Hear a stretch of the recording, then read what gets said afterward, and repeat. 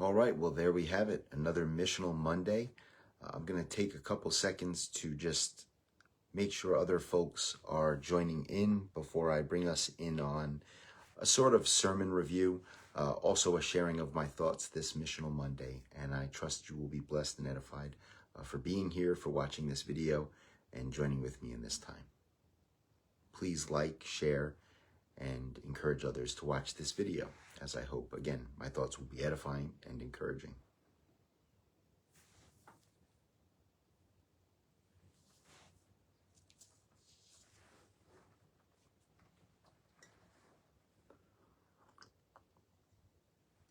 I'm going to jump right in and just bring us in on our details. So I've already mentioned Missional Monday. For those of you that have followed along with my ministry, you know that during this Lent season, I have encouraged us to truly live out Lent, or living Lent as I've been calling it. And each one of the days I've marked out as a strategic day. So every day there's a way to live intentionally in the day. And Monday would be Missional Monday. And of course, we're going to hearken back to Sunday, the first day of the week. I call Sundays Sermon Sunday. The idea would be that hopefully you gather with a local congregation and hear a sermon, but in the very least, that on the first day of the week, you would find yourself hearing a sermon. So moving in on Missional Monday, it's a day for us to reorient our minds to the mission of God. If you've heard a sermon the day prior, prayerfully as you're entering in now in on the second day of the week, you're asking God, God, what are you sending me into? How am I to be in the world, but not of the world? And that's how I live out my Mondays. And today, I took opportunity to be present with my family, which I believe is an important mission as a man of God, as a husband, being present with my wife, being present in my children's lives. And of course, extending my effort, finding time to extend my effort toward serving others, being a man for others, as a pastor I admire, Pastor Dietrich Bonhoeffer, would have it said. And one of the ways that I've been doing that in my life, if you've been following my ministry, is through carceral reform. And what carceral reform means, it's including but not limited to prison reform and all the things that surround prison reform. Dare I mention rehabilitation? What does intake? What does leaving prison, outtake, if you will? What does that look like? And how are we fostering those efforts? So today in Albany at the state capitol, many different organizations that gather around the idea and the problems regarding prison reform gathered in Albany, and they had an end mass incarceration rally. So I'm just very grateful for not only the organizations, but the individuals, and of course the fact that they're gathering around something that is so important. If you've been following my ministry, you know that I am a justice-impacted individual myself. More recently, I wrote a blog where I kind of cataloged some of my more recent efforts and even my own thoughts. You can go ahead and visit my blog site, mianogonewild.wordpress.com. Perhaps when I'm done with this video, I'll put that link in the comment box. And you can find my most recent blog called More Than a Second Look at Second Chances. And I highlight, again, some of my recent efforts and some of my own thoughts. Now, what I wanted to do with this video is bring us in on a little bit of a sermon review regarding the sermons I've preached more recently here at the Blue Point Bible Church.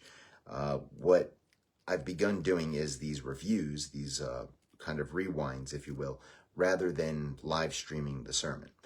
This gives me a way to sort of encapsulate the message and to also think it through. I love a well-absorbed message, as I was rather excited to go live and join with you, because I love when the message has really been thought through and boiled down, so that I'm not just sharing a whole bunch of information, but rather speaking to you the things that I believe God has impressed upon my mind and my heart to share with you, to impress upon your mind and your heart. So just to say a couple things about the church that I pastor, that I preach at, the Blue Point Bible Church, which again, our website is bluepointbiblechurch.org. Please like, share, follow our Facebook page.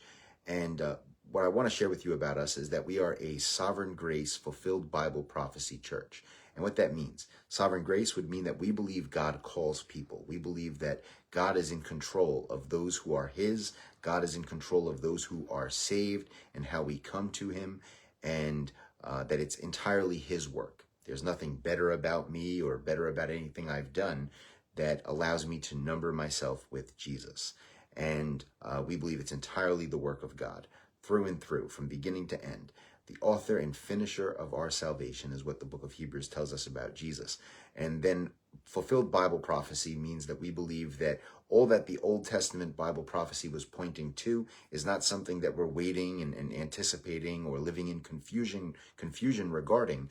Rather, it's something that we know has been accomplished, that the hope of Mount Zion that we read in Isaiah chapter 2, and interestingly enough, I'll mention here in a moment in the sermon I preached just yesterday, Hebrews chapter 12, we read that they hoped for Mount Zion, and then Mount Zion had been established in the first century in and through Jesus Christ. And fulfilled Bible prophecy highlights that we're not waiting for things to be fulfilled, but we're living in the things that have been fulfilled.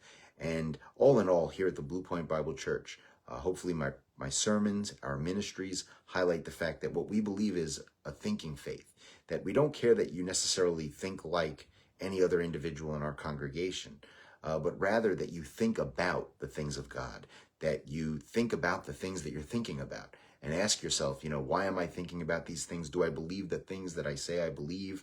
How am I living in them? And that's what we hope to see through our ministry, through our church, through our membership, and those gathered around us. So that being said, again, I want to highlight the last two sermons, which I think are perfect for today because they have a missional focus. And as I mentioned in the highlight of this video, this is a missional Monday sermon review. So we're looking at two sermons that I preached. The one yesterday, which will let the cat out of the bag, so to speak, was about St. Patrick. And then going back the Sunday prior, we preached the seventh miracle of Jesus Christ, which is the resurrection of Lazarus. And of course, this is a part of our recent sermon series, the Miraculous Sermon Series, which next Sunday, or this coming Sunday, we are concluding that sermon series. So first we'll talk about that Miraculous Sermon Series sermon, and then we'll lean in on the St. Patrick one that I just preached just yesterday, giving us great opportunity to celebrate St. Patrick tomorrow here in the United States, to say the least. And that being said, I want to just mention a couple other things before I bring you in on the sermon. And that would be that we are still in the season of Lent. And I encourage us to truly be maximizing our experience right now with God, whether it's adding spiritual disciplines of Bible reading, prayer, fasting, worshiping, whatever it might be, singing in worship, whatever it might be, maximizing these things, our acts of service, our acts of fellowshipping with other people. Let's face it, a lot of times we like to be recluse and you kind of separate from people. Maybe this is a season where God's stretching you and wanting you to put yourself out there and fellowship with others more. On our website at bluepointbiblechurch.org, I actually included a tab called Living Lent, where I've given you a sort of outline that you can use to challenge yourself. Maybe it's reading through devotionals, for that matter. That's something important that people always need to be using to fan the flames of their faith. So, that being said, I did want to speak to something that I've seen being talked about on social media lately, talking again about a missional Monday here. And that would be the joy that there's always more work to do. I want to encourage you to find joy in that today, that there's always more to be done. There's always more for us to get done in our lives, in our family lives, in our church life. Dare I say, as we look out at the world, we see there's always more that's in need of healing, if not new problems happening that are in need of healing right now. And what that does is that demonstrates the eternality of the gospel. That the gospel that we've been given is a gospel that lasts forever, because there's always going to be things that need to be healed. There's always more that needs to be done, because there's always more problems beginning. So I want to encourage us to look at issues in our world as opportunities for the gospel. And, we see this, the gospel is illustrated in a couple of different ways in the Bible. We see living water is one of the more popular ones, because again, we live in a world where dirty water is constantly offered, diluted water that will make you sick, so to speak. And then there's many that are thirsty and don't know where there is water or haven't found water. So the gospel's metaphorically talked about in that way in Scripture. And then, of course, following after Jesus Christ. Those who know and put into practice the teachings of Jesus are like the wise man who has built his house upon the rock. That way, when the storms come, because the storms come, and when the storms come, if you've been listening to and putting into practice the teachings of Jesus, you're like the wise man that built his house upon the rock. Again, another beautiful metaphor regarding the gospel truth. And then, of course, another thing that we're all called to see the beauty of God. This is something reflected in the Psalms, for example, the call to see the beauty of God constantly. We are all called to constantly be praising God, constantly be discerning and participating in his healing in this world, his healing power in this world, possessing and increasing in the things of God that we might be effective and fruitful in our use of the knowledge of God, as we see in 2 Peter chapter 1. So in light of this recent conversation, I want to say that the gospel, that is the gospel. That's, what is the gospel? The gospel is, I know that the mention of water of life was kind of frowned upon. But what about follow me as I follow Jesus? Or to know the teachings of Jesus and look to examples of people who had known the teachings of Jesus, who clearly demonstrated themselves to be folks who had built their house upon the rock, that were successful in this life, laid out a legacy. And of course, that's going to give us opportunity to talk about St. Patrick here for a moment. And before we do that, though, the Miraculous Sermon Series, which kind of highlights all of this. It's beautiful how it all comes together. The resurrection of Lazarus, when you read in John chapter 11 about the resurrection of Lazarus, for me, the biggest thing that stands out is verse 4. The most important truth from the text is verse 4. And it says, Jesus heard this when he heard that Lazarus was dead. He said, "This sickness is not unto death, but for the glory of God, that the Son of God might be glorified thereby." This is equivalent to what we read in John chapter 9, verse 3, about the blind man, that this was done so that the work of God might be seen. That's how God works. It's his sovereign power, his sovereign work that needs to be recognized, that we need to constantly take to heart. It further says that this is done so that you might believe. And in John chapter 11, I love the parable that Jesus gives in verses 9 and 10. He says, are there not, because again, what you notice is, consider the different responses around Jesus. You have Mary and Martha, who obviously are upset that Jesus didn't come there right away, that he didn't get fretful and rush there to come and help, rather than discerning the sovereignty of God in the situation and the fact that Jesus doesn't need to be somewhere to work miracles, which we've already discerned through our Miraculous Sermon Series. So we also see Thomas has this sort of suicidal notion of, we're all just going to go up there and die anyway. Let's all go. The disciples are fretful that if Jesus goes toward Bethany, goes to Jerusalem, that he's going to get hurt because they tried to stone him previous situation, or dare I say a couple chapters back. So now there's all these different responses around Jesus. Concern, doubt, even so much so that it makes Jesus cry, right? John chapter 11, verse 35. For those that like Bible trivia, there's your shortest Bible verse. John chapter 11, verse 35. Jesus wept. And why did Jesus weep? Because of the different responses, the lack of seeing him as the light, setting their eyes on him as author and finisher of their faith, trusting in the fact of what we read in Romans chapter 8, that all things work for the good of those that love God and are called according to his purposes. Notice what Jesus says, verse 9, John 11, verse 9. Are there not 12 hours in the day? If any man walks in the day, he stumbles not, because he sees the light of this world.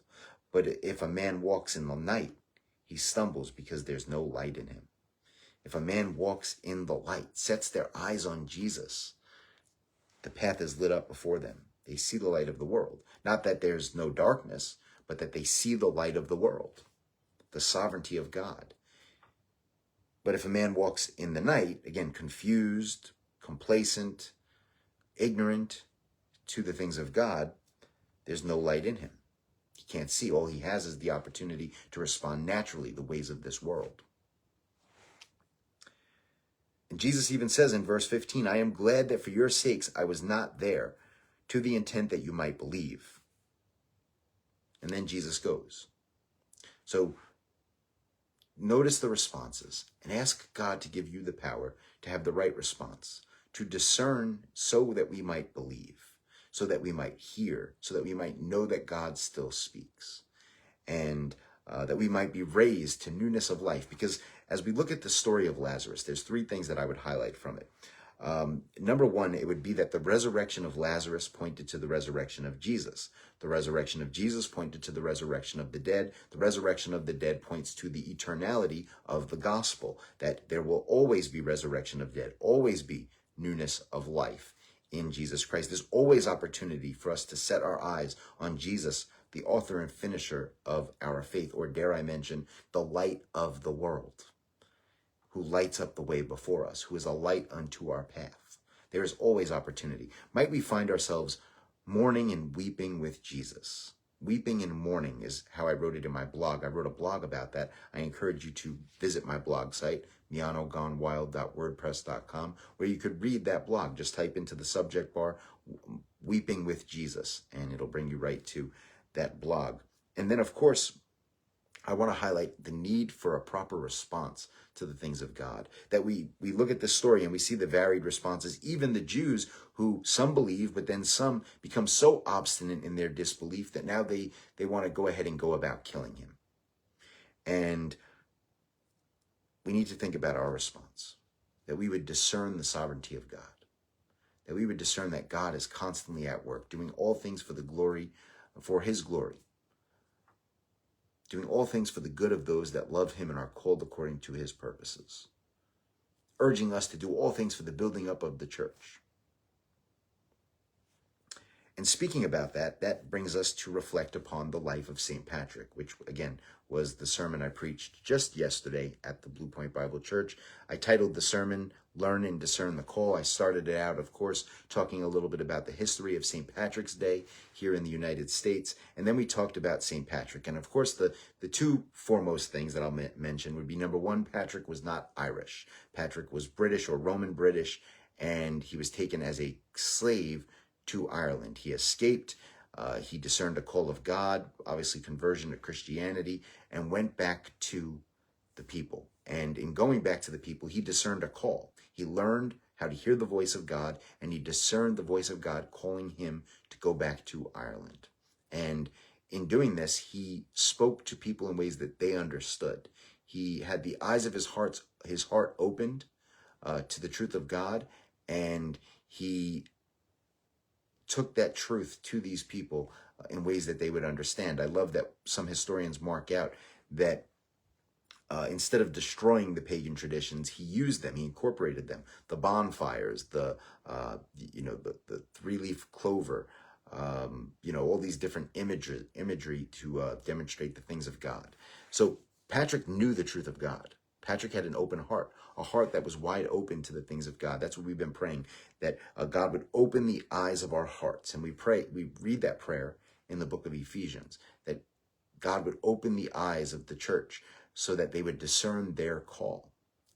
And I pray that for each of us, that God would open the eyes of our hearts, that we would have eyes to see and ears to hear. Matter of fact, that's been the entire point of the Miraculous Sermon Series, is for us to notice that the miracles are pointing to far more than the natural realities, the stories, the miracles that we're reading about, but rather spiritual truths. Almost every commentator would agree that the fourth gospel, the way it's written, is using the miracles to demonstrate spiritual signs and spiritual truths. And the only way to see those spiritual truths is for God to give us eyes to see, give us ears to hear, or, as we mentioned before, opens the eyes of our hearts. St. Patrick had the eyes of his heart opened to the mission that God had laid in front of him, and he was able to open the eyes of other folks' hearts by speaking to them in ways that they understood. What people are God calling? What people might God be calling you to?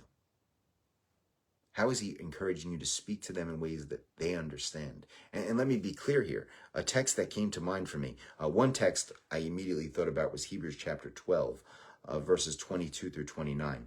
I thought it was interesting to correlate that to Isaiah 2 about Mount Zion. I also thought it was interesting to correlate that to Patrick because of the fire imagery that Patrick understood, and how God is a consuming fire. However, Another text I want to bring our attention to is 1 Corinthians chapter 7. In 1 Corinthians 7, the apostolic wisdom to a church that, again, began to know the truth of God, know the teachings, know the love, know the grace, be obsessed by it. They began to think that they needed to change everything in their life. If they were married, they needed to become unmarried. If they were a slave, they needed to become free. If they were free, they needed to become a slave. They needed to change everything. And I think people begin to think like that about the call and the mission of God today, that everything needs to change. And sometimes that is the case. Everything in your mind and heart needs to change. Amen. However, your external circumstances don't need to. And that's what Paul was saying too, or the writers of the Corinthian letter, in 1 Corinthians chapter 7, we're saying to the people of the church, and dare I say are saying to us today, that we don't need to change everything about our situation, but rather stay where you are, serve where you are in that situation, because God has placed you there. That is the wisdom that we see in 1 Corinthians chapter 7. While surely God calls some people to foreign missions, calls some people to local missions, family missions, social missions, political missions, and the like, he calls each of us right where we are. The breastplate of St. Patrick is a beautiful prayer that illustrates and seeks to memorialize the life and teachings of St. Patrick, namely a prayer that reflects Christ in us, Christ through us, Christ before us, Christ behind us. In other words, Christ in all things, Christ everywhere. Might that apostolic truth go before us this week, this evening, this season, and inspire us to learn and discern the sovereignty of God and the call of God. I thank God for this example. I thank God because not only was St. Patrick the patron saint of Ireland and gives us opportunity to have Irish food and all these great things that we've done around this tradition of St. Patrick, but also Patrick was the patron saint of engineering. And when I thought about that, I said, that's funny because God is always engineering something in our lives, always engineering something around us for his glory, for the building up of his church. Are you asking that question? God, what are you engineering in my life so that I might learn and discern your call and who I'm called to? By the grace of God, we go.